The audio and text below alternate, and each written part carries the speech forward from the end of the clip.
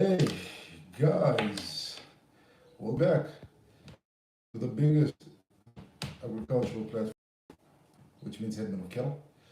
I'm of course the headman of cattle, Mitchell Mutumba Simata, aka the headman of cattle. So I was talking to a friend of mine a couple of days, like yesterday. We're just having a conversation, splitting. I want to advise people to get into the agricultural sector, and I told him hypothetically yes and no. Yes, in terms of that, if the hours you apply yourself, and if you plan, and if you don't just plan for today but plan for the next 5 to 6 years, it's rewarding. You can do some amazing stuff here, like make money, um, uh, this whatever type of farming it is, horticulture, poultry, cattle. If you do it correct, there is some rewards to be won here. But the problem comes in. The no part is that this is a demanding sector. It's a demanding sector. There are internal and external things you have to deal with. External things like nature, mother nature, the weather, the climate. If you're a livestock farmer, or if you're a crop farmer, and you start planting right around now, November leading into December, by December 10 you are done. It hasn't rained, you have any drip irrigations, you can't plow. You will not be able to get your via our cell phones are busy telling us that we might not see enough vegetation, enough grazing for your livestock to be able to eat. And now we're selling some horses. I don't know if I have that picture here on my phone. And the farm looks clean as if someone took a vacuum cleaner and vacuumed up all the grass and all the vegetation in the background. So those are the external things that you have to now compete with. So it sets down, it comes down to the question, would you encourage young people to get into farming? I would say prepare yourself for all these things. Agriculture, the best advice I was given was from a senior person in agriculture who told me that in agriculture, in livestock, whether it's livestock or plant life, you hope for the best, but you prepare for the worst. Right now, if this El Nino is going to stay a bit long here in Namibia, people might not see any rains anytime soon, which means now farmers should have already during the winter period. I think I did some videos here on this platform on the YouTube channel, busy saying farmers should prepare to probably buy some bales of grass, bales of lucerne, feeds and fodders, and start storing them, building your own storage facility at your farm for days like this when rains are going to be when rains are going to take time to come. So other things farmers are experiencing. So you're asking me, is farming a business that is worth venturing into? Is it worth the risk? Yeah, it's a good lifestyle. You're your own boss. You get to wake up early. You get to do things at your own pace. You get to decide how your day is going to go. But overall, you have pressures. Like I said, farming is not like working in a financial institution or working in a legal institution. You are working with nature. And the thing of nature is, nature has a mind, you can say it has a mind of its own. It does things differently. When you are buying a lot of cattle because you're anticipating that there will be some good rains end of the year, you start already preparing to plow your fields in September, and then end of September comes, no cloud in the sky. November comes, no cloud in the sky. December comes, no cloud in the sky. You already plowed. You already plowed. You probably plowed and irrigated the metal, waiting for the rains to come and your crops grow. It's happening in South Africa. If you're a chicken farmer, you bought new chickens because you are probably sitting down and saying, okay, we want to increase our production. Want to increase our production lines. We want to buy chickens, and then there's an outbreak of bird flu. And now you got your government, your veterinary departments are busy telling you they have to test and cull chickens. You bought your chickens and you thought your chickens are healthy and are safe. And then they come get tested and it comes out that they're actually infected with bird flu. That means they have to cull all your birds. Now you took a loan, you took money, you borrowed money to buy these birds. The birds are culled. Now you have to pay back this loan. Now it's another stress, it's an overhead on your head. And then on top of that, after culling your birds, you still also have to pay the people that work for you. They still need to get their salary. And if you don't, they're going to drag you to a labor court or a labor commission. and then you're going to be forced by law to do your payments. And then after the payments, there's tax. Then the tax people are also going to come in and be like, hey, you haven't been submitting your tax returns. What's going on? So there's all those pressures that are under, even including myself. When I still used to farm, I was a weekend farmer, meaning I worked during the week. I had a 9 to 5, and then weekends I do my farming. So whatever I would make from my salary from working a 9 to 5, I'd take that and invest it into my farming. Whatever I would make from my farming, I'd take that and invest it back into myself, and probably invest it back into my job. I mean, maybe buy a car to help me get faster to work, buy a laptop, or invest just to make my work life easier. So these are the things that you end up becoming what many people make fun of a cell phone farmer, or as they call it, remote control farmer, because you gotta make money. Because if you are farming, and I'm saying your country is experiencing drought for 2 years, and government promised, no, we're gonna give you guys some drought relief packages. We're gonna be giving you guys, workers need to be paid. The taxman is coming, or the bank is calling you, because the bank wants you to pay back the loan you took. We don't have a problem of farmer tax. We don't yet experience farmer tax in Namibia. We experience stock theft, and we experience here and there theft on farms. But now, if you're a farmer in South Africa, our neighboring country, South Africa, I was talking to a friend of mine who farms in SA. He tells me that he has set up a surveillance room on his farm. Like, he has a room, his office is turned into a surveillance room. He's got cameras on every inch of his farm. He's taken his farm workers, his foremen, his senior workers, like the 2 or 3 senior workers, he's taken them for gun training. Now these farm workers know how to use guns. And then every night before they go to bed, he would give each worker a pistol. And then he would go into the main house, lock himself in, and they would communicate via the walkie-talkie, two-way radio, because some of these criminals come with signal jamming equipment where you're unable to make calls from yourself and there's no signal. So they use walkie-talkies to communicate with each other. So he tells me that's what he has to do. Then I asked him, now, would you still want to do this farming thing? He said, his farm, getting his money and moving to the city. Because at least at the city, yes, there's a cloud of him sending his wife away. His wife lives in the city with the kids for school, and she works. So he says he'd rather live by himself there with his farm workers and his dogs. So he does not risk anything happening to his kids.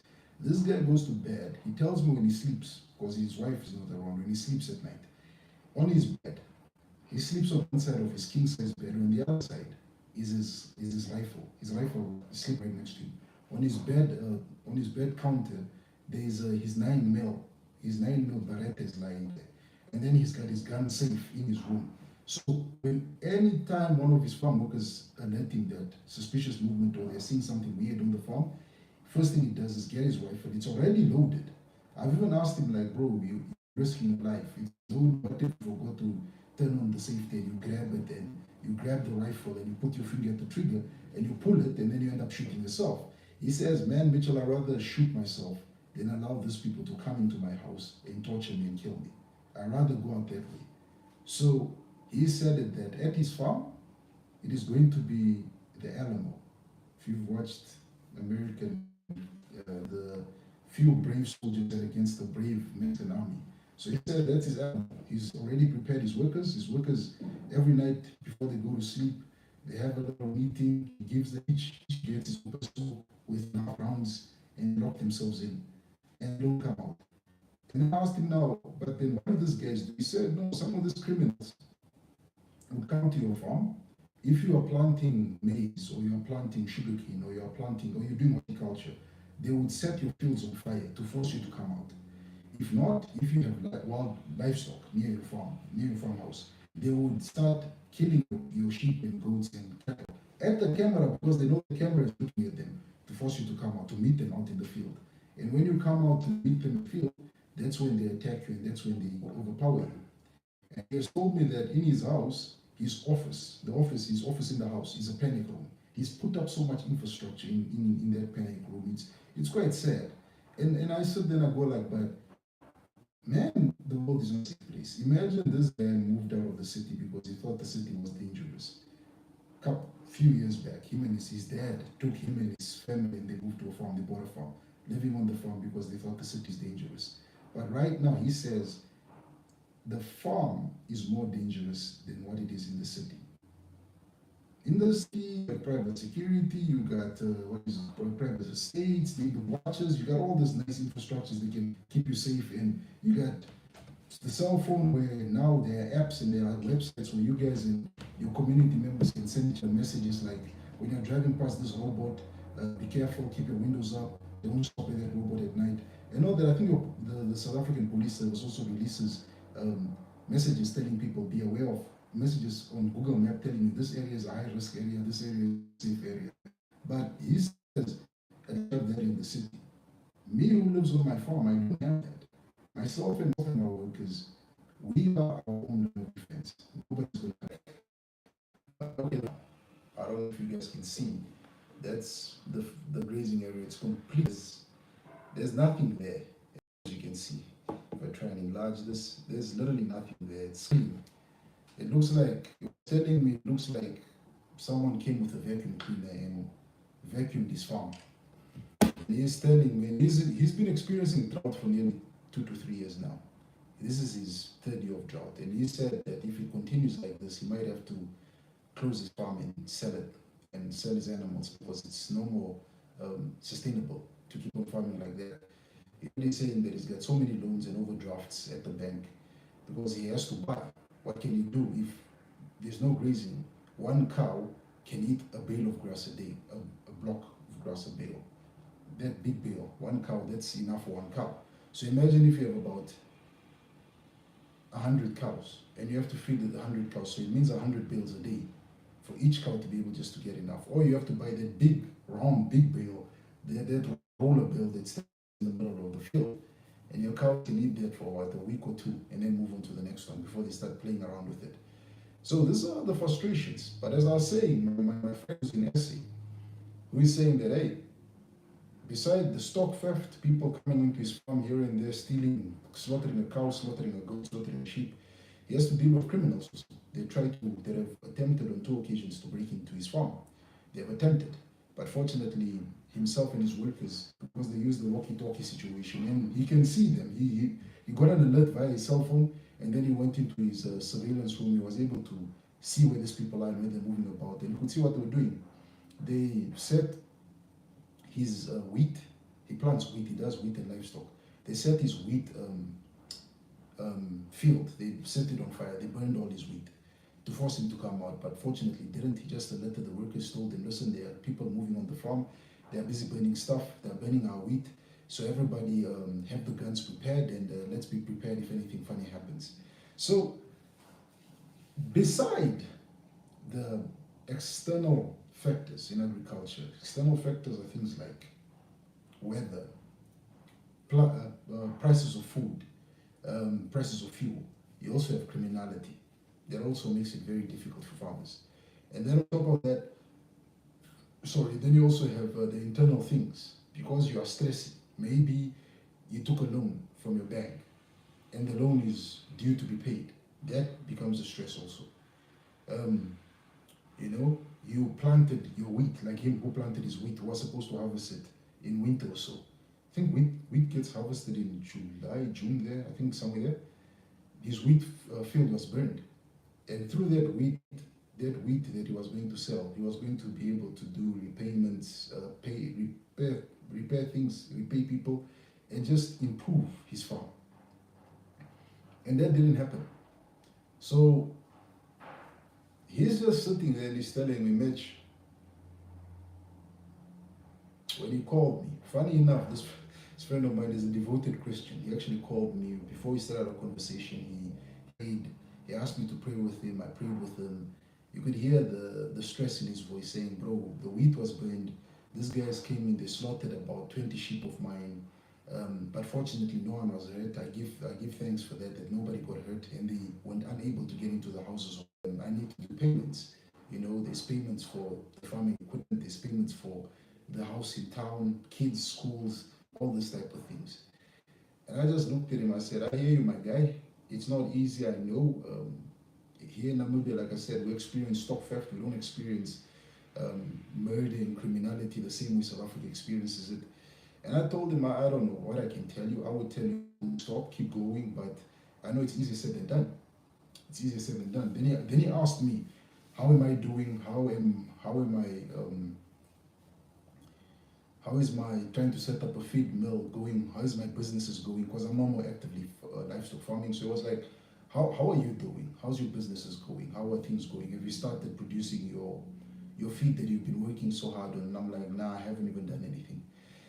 And I told him my stresses. I said, hey, the banks want collateral. The banks want me to put down. They want me to put down some security to say that if assurance that if my business fails, that they will be able to get their money back somehow. And looking for investors is not as easy as it is, because as much as you have people that will be willing to want to invest, but hey, I try to stay positive. Every day sitting here, just reading my business plan and revisiting it and looking at how it can be and how it can be made attractive, or talking to people and educate. And I told him I use my YouTube channel to try at least to just educate the next group of farmers, the next group of men and women, male and female farmers that want to get involved. What are the things they can get themselves involved if they want to do it? I said, hey man, you just stay safe. I know it's not easy. If you can, help with your mental state a bit sometimes, and the fact that you're under pressure. That him as a farmer, he had his contracts to deliver wheat. The wheat was burned. He might lose that contract. The sheep that were slaughtered, he might lose that other contract to supply an abattoir. So he's just stressing. He's like, hey man, it's not going easy, but I love this thing. I love farming, so I'm gonna try and improve and just see what we can do. So those are the things of agriculture. Different countries have different pressures. Like I said, a friend in South Africa, criminality and farm attacks. Us here in Namibia, drought. Some people are complaining about lack of market. Some people are complaining of lack of financial assistance. Farmers don't really get the financial assistance that other countries would give. I was hearing from my aunt who was in Zambia, I think a month or two ago. She was busy telling me how the Zambian government is literally moving intentional in terms of how they are assisting the small-scale farmers. They have built water canals. They built a water channel to allow water from the lake or the river to be diverted to the farms and the villages there to be utilized for agricultural inputs. They have also increased their manufacturing, meaning production of equipment the farmers need, plows, hoes. They can buy all these things locally in their country. And the government also had money put aside to assist young farmers that want to start up things. Namibia, it's a different story, man. The banks will tell you we got a loan out here for young people, young men and women who want to farm to come and apply, and then they can get a loan without what do you call this? Without all this red tape. And you go there, and then they will tell you, yes, we give that, but we need some form of security. Do you have a house? Do you have land? Or do you have a salary you can put up as collateral in case this endeavor fails? And yes, businesses do fail. Businesses will fail. Ask me about it. I've had so many failed businesses in my life. I think I've had like four. Yeah, I've had four. I've had four failed businesses already. This feed making one in this YouTube channel is business number 5 and 6 that we're trying to grow. Because one person told me, man, put it on YouTube. At least YouTube, if it keeps on growing, you can be able to keep on pushing what you're pushing. But it ain't easy out here. Because now they ask you for things like security and collateral, and I can't put up my family home. My family won't even allow me to put that up. And crazy enough, you can't even ask for family for funding to be like, guys, fund me, let me build this business. I know agriculture is always made to look like it's easy. Yes, it's the last frontier. Yes, it's simple, the noise in the background. My neighbors are busy constructing. You don't get to wake up with that noise. It's quiet. You get to breathe some fresh air. You actually get to hear the birds sing. You actually, for the first time, you get to see the night sky properly at night. You get to hear the jackals in field. You know, probably get to see a snake for the first time. You get to just see nature in its most basic form. It's nice living on a farm, but it's also demanding. Like one day, and getting to enjoy fresh air, getting to enjoy less noise pollution, like you demanding it is in the noise and in your secluded place. It is a farm. When you talk to many of this, like I was, funny enough, when I I tell my people, my siblings, like, oh, I'm quickly going somewhere. And like, where are you going? Now I'm gonna go meet up a friend. They're like, you have friends? Because when you do farming, you don't really get chills with the boys. And why? Yeah, it took up so much time. Some personal information. I stayed a virgin until the age of 21. I was farming. There was no time to go after girls.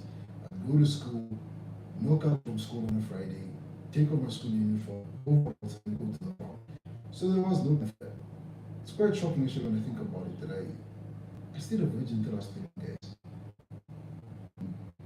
Weekdays, if you don't have classes, two of myself and my because he had that, you know, he had the proper childhood where he has good bonds with people, like-minded people like him, friends. Because he had his friends, him and his friends getting involved with other people. He had that lifestyle. I didn't. Like shit, it could be weekend, and I could just sit at home.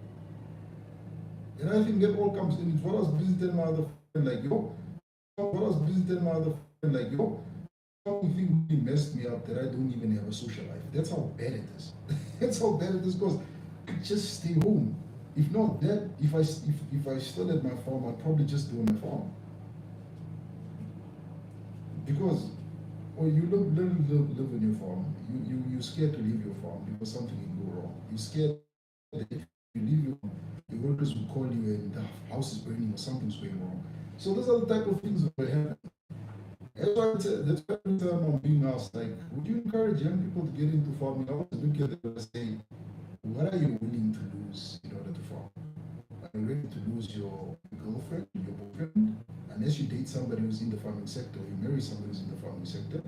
If you're going to marry an outsider or date an outsider, that person won't understand why the whole 2 weeks on that farm. He'll probably start accusing you, or she'll also start accusing you of probably having an affair with one of your farm workers. So that's how crazy it is. And I met my older self. What do I mean by my older self? I met a farmer, I met a guy whose farming story was almost similar to mine. He said I started at, how old did I start? 15, 14 there, right around there. This guy is old, and this man has been farming all his life. And how I say I met the old version, I met the adult version of me was this guy is a bachelor. He's literally 40, how old is he now? 46, no kids, no wife. He lives on his farm with his dogs. He's got Jack Russells and his farm workers. No kids, no wife. And I look at this man and asked him, it must be lonely, isn't it? And he's like, hey, it's the price I paid. Because I grew up in a time where back in the day where there were no cell phones, there was no Facebook, there was no. I lived on my farm most of the time. I wouldn't leave. The only time myself and my dad would leave off would probably be